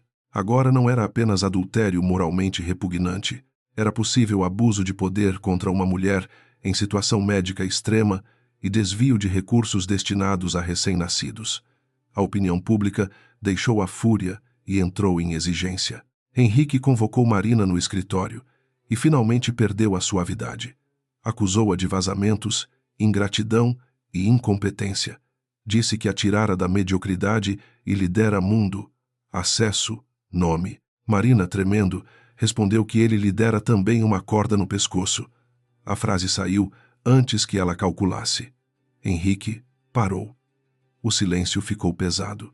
Ele se aproximou, não a tocou, mas a ameaça física parecia ocupar o espaço entre os móveis. Disse que sem ele ela seria lembrada apenas como a amante que destruiu uma família e participou de fraudes. Marina entendeu que era exatamente esse o papel reservado a ela. Na manhã seguinte, Marina não voltou à mansão. Saiu antes do nascer do sol com uma mala pequena, o notebook e os documentos que conseguira copiar. Encontrou Lúcia Falcão e entregou tudo, incluindo a declaração que Henrique tentara fazer, a assinar e o arquivo anônimo sobre a incapacidade planejada. Não pediu perdão. Perguntou quais eram suas chances. Lúcia respondeu que chances dependiam de verdade completa, não de verdade conveniente. Marina respirou fundo e aceitou. Pela primeira vez em meses, contou uma história sem tentar parecer vítima principal. Foi menos libertador do que doloroso. Talvez por isso fosse verdadeiro. Isabela recebeu a notícia da possível colaboração de Marina com uma mistura de alívio e amargura. Não havia redenção simples para quem ajudara a destruir L.A. Marina não seria transformada em heroína por ter abandonado o incêndio quando as chamas alcançaram seu vestido. Ainda assim, sua ruptura com Henrique podia salvar documentos, acelerar justiça e impedir que outras pessoas fossem esmagadas. Sofia perguntou se Isabela queria encontrar. A resposta foi imediata: ainda não. Algumas conversas exigiam que as feridas deixassem de sangrar para que a dignidade não fosse confundida com impulso. Henrique, encurralado, apostou tudo na Assembleia Extraordinária. Queria destituir Isabela de qualquer influência na Aurelion, sob a alegação de conflito de interesse, instabilidade pública e risco reputacional. Pretendia reunir aliados restantes, culpar subordinados por excessos na fundação, apresentar Marina como funcionária desleal e transformar a auditoria em conspiração de conselheiros ambiciosos. A arrogância ainda o protegia da visão completa do abismo. Ele acreditava que, se falasse primeiro e com força suficiente, a realidade hesitaria. Muitas vezes, no passado, a realidade realmente hesitara diante de seu dinheiro. Isabela pediu autorização médica para comparecer à Assembleia por presença remota ou, se possível, presencial com apoio. Sofia quase recusou antes de ouvir o plano. Rafael argumentou que a segurança física dela vinha primeiro. Isabela concordou, mas lembrou que Henrique usaria sua ausência como prova de incapacidade. Não precisava discursar por horas. Precisava aparecer no momento certo, com documentos certos e calma suficiente para contrastar com o desespero mascarado dele. Sofia, vencida pela lógica e pela teimosia, autorizou presença remota, com possibilidade de deslocamento apenas se os exames finais permitissem. Isabela aceitou o limite sem reclamar. Na véspera da Assembleia, Isabela passou mais tempo com os filhos. Tomás abriu os olhos por segundos. Helena segurou seu dedo com força surpreendente, e Miguel dormiu contra seu peito, como se finalmente acreditasse que o mundo podia ser menos hostil. Ela falou pouco. Disse a eles que não herdariam uma guerra, mas uma verdade. Disse que o nome Valença não decidiria quem seriam. Disse que a dor daqueles dias não seria a primeira história contada sobre suas vidas. Sofia ouviu de longe e entendeu que aquela mulher não lutava para voltar ao lugar antigo. Lutava para impedir que o futuro nascesse contaminado. Naquela noite, a cidade parecia suspensa. Jornalistas cercavam a Aurelion. Auditores trabalhavam sob escolta digital.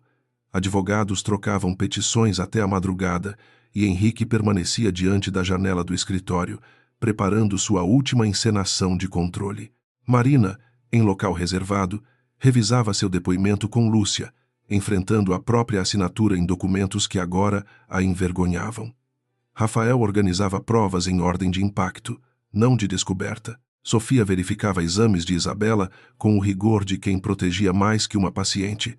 E Isabela, acordada no escuro do hospital, sentia medo. Não negava, apenas não obedecia a ele. Quando o amanhecer chegou, Isabela vestiu um conjunto simples, escuro e elegante, escolhido por Rafael a pedido dela. Prendeu o cabelo sem esconder completamente a fragilidade do rosto. Não queria parecer curada. Queria que vissem o que Henrique atacara. Uma mulher recém-saída da fronteira da morte, mãe de 3 crianças prematuras, ainda capaz de sustentar a verdade diante de uma sala cheia de covardias caras. Sofia ajustou o curativo sob a roupa e disse que ela podia desistir a qualquer momento. Isabela olhou para os berços além do vidro e respondeu que desistir era uma palavra que Henrique sempre reservara para os outros. A Assembleia Extraordinária da Aurelion começou sob um céu cinzento, com jornalistas alinhados diante da sede como sentinelas de uma queda anunciada. No salão principal, as cadeiras foram organizadas em fileiras impecáveis. As telas exibiam o logotipo da empresa, e os seguranças mantinham uma distância calculada dos acionistas, como se a ordem física pudesse conter o colapso moral que atravessava o prédio. Henrique Valença entrou com passos seguros, terno escuro, rosto descansado demais para uma crise tão profunda.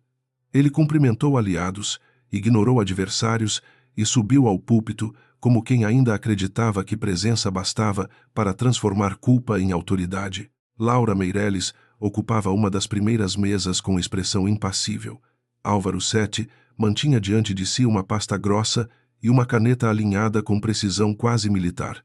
Rafael Lins estava no fundo, autorizado como representante jurídico de Isabela, atento a cada movimento dos assessores de Henrique. Marina não estava visível. A ausência dela circulava pelo salão com a mesma força que a ausência de Isabela havia circulado no terraço do hotel. Henrique percebeu os murmúrios, mas não deixou que eles mudassem sua postura. Para sobreviver, precisava convencer a sala de que todos estavam diante de exageros, traições menores e uma mulher ressentida. Ele abriu a assembleia falando de responsabilidade. Disse que a Aurelion não podia ser refém de narrativas emocionais, que uma empresa com milhares de trabalhadores exigia serenidade e que sua vida privada havia sido usada de modo cruel por pessoas interessadas em tomar poder. A cada frase, seus aliados assentiam com entusiasmo desigual. Henrique apresentou gráficos de desempenho, contratos em andamento e cartas de apoio de parceiros estratégicos. Depois mudou o tom, tornando-se mais grave. Falou sobre Isabela com falsa tristeza, descrevendo-a como brilhante, mas fragilizada por um parto traumático e cercada por conselheiros que exploravam sua dor. A tela ao fundo exibiu trechos de matérias, recortes de redes sociais, fotografias de Isabela antigas e recentes, estas últimas obtidas por ângulos distantes no hospital, mostrando-a pálida em cadeira de rodas. Um desconforto percorreu o salão. Até alguns aliados perceberam que havia algo indecente em usar a imagem de uma mulher recém-operada para provar incapacidade. Henrique, porém, continuou. Disse que sua prioridade eram os filhos e que a estrutura societária precisava ser protegida até que a mãe deles se recuperasse. Falou os nomes das crianças dessa vez: Tomás, Helena e Miguel, mas tropeçou quase imperceptivelmente na ordem. Foi nesse instante que a transmissão autorizada de Isabela entrou na tela lateral, sem música, sem introdução, sem qualquer efeito dramático. Ela estava sentada em uma sala reservada do hospital, com Sofia à esquerda e uma psicóloga judicial à direita. Vestia escuro, tinha o rosto fino e os olhos profundamente acordados. Não parecia fraca no sentido que Henrique tentara vender. Parecia ferida, sim. Mas a lucidez dela tornava a ferida uma acusação mais poderosa que qualquer discurso. O salão ficou em silêncio antes mesmo que ela falasse. Henrique virou-se devagar e a primeira rachadura verdadeira surgiu em seu olhar. Isabela cumprimentou o conselho com formalidade. Sua voz era baixa, mas o sistema de som a carregou com nitidez até o fundo da sala. Disse que não falaria como esposa traída, embora tivesse esse direito, nem como paciente ferida, embora também tivesse esse direito. Falaria como acionista, auditora jurídica e mãe de 3 recém-nascidos que haviam sido usados como pretexto por pessoas adultas e poderosas. A psicóloga confirmou brevemente sua plena capacidade de compreensão e decisão naquele momento. Sofia confirmou as limitações físicas, mas também a estabilidade clínica para a participação remota. A primeira peça da narrativa de Henrique caiu sem ruído, e por isso caiu de forma mais definitiva. Rafael avançou até a mesa central e entregou os primeiros documentos aos conselheiros. Isabela narrou a linha do tempo. A alteração indevida no prontuário. O registro de medicação sem consentimento. A tentativa de colher assinaturas enquanto ela estava saindo de choque. O pedido de documentos civis, feito antes mesmo de Henrique chegar ao hospital. Cada ponto vinha acompanhado de horário, nome, arquivo preservado e testemunha. Henrique tentou interromper, alegando que aquilo não fazia parte da pauta societária. Laura respondeu que tentativa de manipular incapacidade de acionista era assunto societário, jurídico e moral. A sala inteira ouviu a palavra moral como algo antigo e esquecido. Henrique então adotou a expressão de homem injustiçado. Disse que jamais autorizara qualquer irregularidade médica, que subordinados podiam ter agido por excesso de zelo e que seu escritório apenas preparava alternativas para proteger os filhos. Isabela não elevou a voz. Pediu que exibissem a troca de mensagens entre o consultor jurídico e o gabinete de Henrique, aquela mesma enviada anonimamente a Marina. O conteúdo apareceu na tela com trechos destacados, discutindo cenários de incapacidade temporária e necessidade de agir antes que Isabela retomasse acesso aos documentos da fundação. Antes. A palavra permaneceu brilhando como lâmina.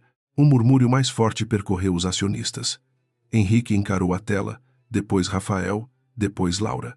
Disse que documentos fora de contexto não significavam intenção ilícita. Rafael pediu autorização para anexar o depoimento de Matheus Arantes, o supervisor que confirmara ter recebido ordem após contato com o escritório Valença. A gravação foi reproduzida em trecho curto, suficiente para que a cadeia de pressão se tornasse audível. A voz trêmula de Matheus encheu o salão dizendo que todos falavam em vontade da família.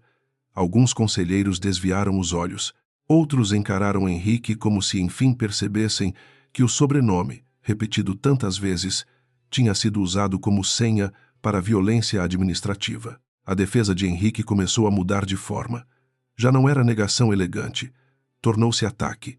Ele afirmou que Rafael manipulava testemunhas, que Sofia ultrapassava limites médicos e que Laura ambicionava controlar a Aurelion por meio de crise fabricada. Falou rápido demais pela primeira vez. Isabela esperou até que ele terminasse.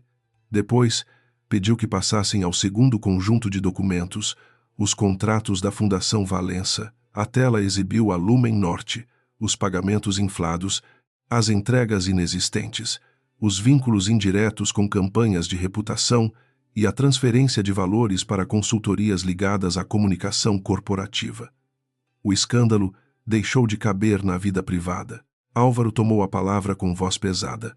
Confirmou que a análise preliminar indicava fortes indícios de desvio de finalidade, conflito de interesses e uso de recursos filantrópicos para blindagem reputacional. Não acusou criminalmente, pois sabia onde terminava o papel do conselho e começava o das autoridades, mas cada termo técnico possuía o peso de uma porta se fechando.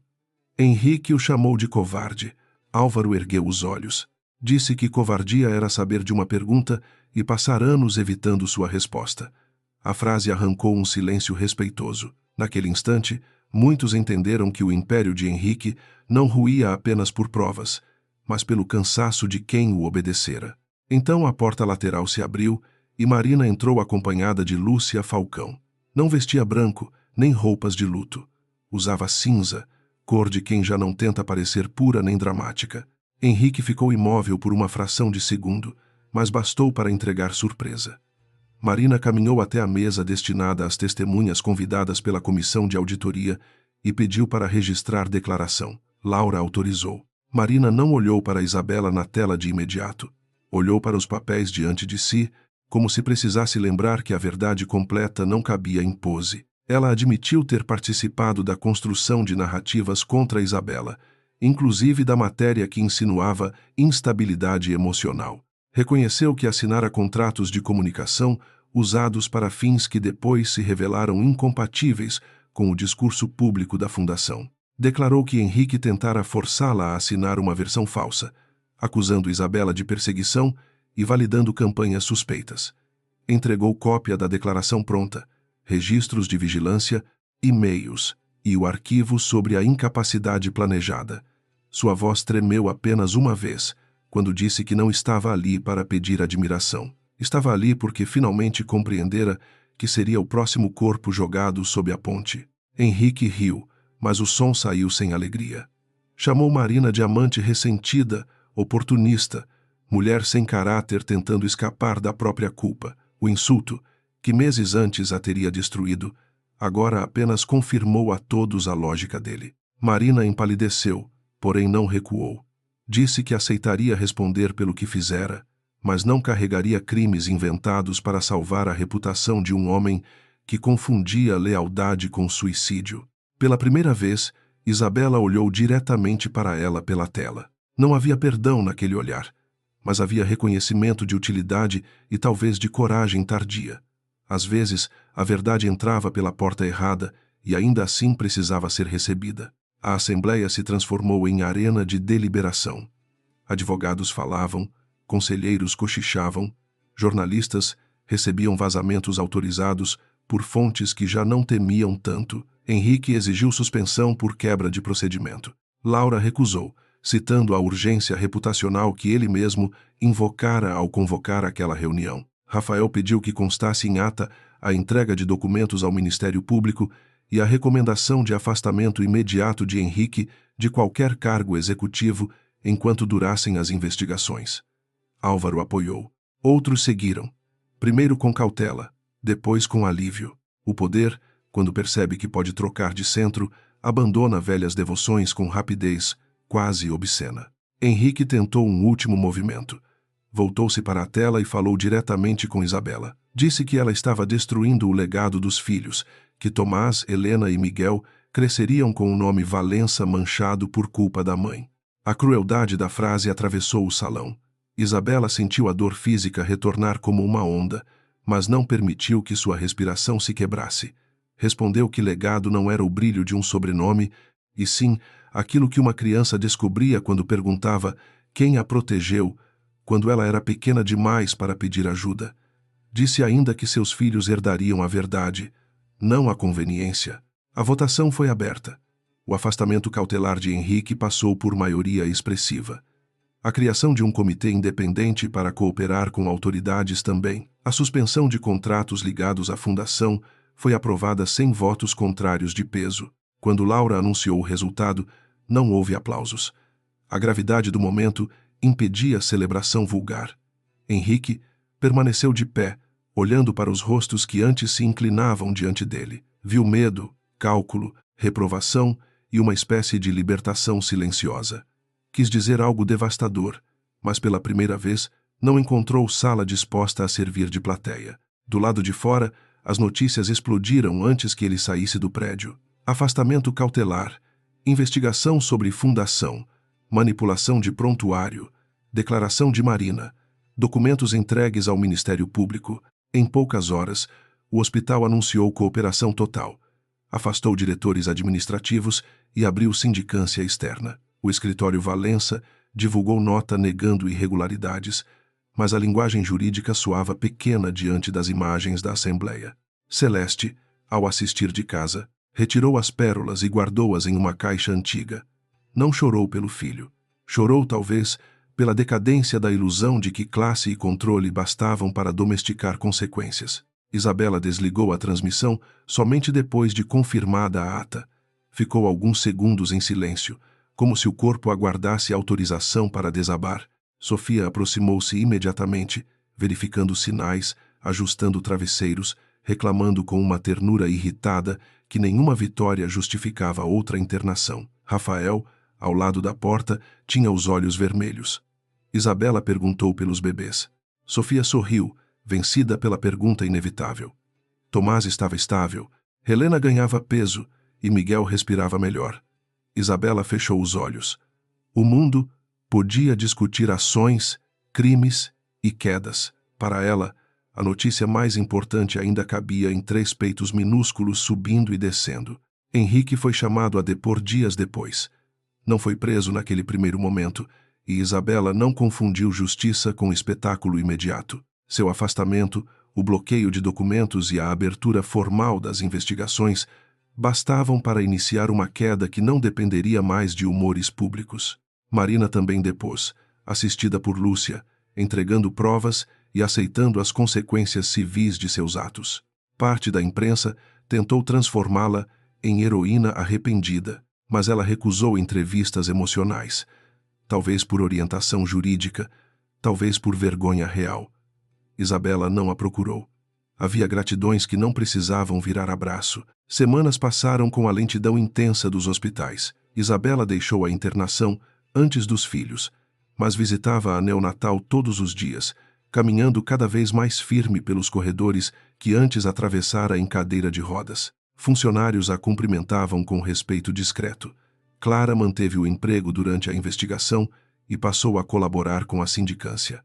Sofia continuou ao lado de Isabela não apenas como médica, mas como testemunha de uma reconstrução que nenhum laudo conseguiria resumir. Rafael organizava processos, audiências e proteções, mas também aprendeu a segurar Miguel sem medo de quebrá-lo, o que divertia Isabela em dias menos pesados. A primeira alta foi de Helena.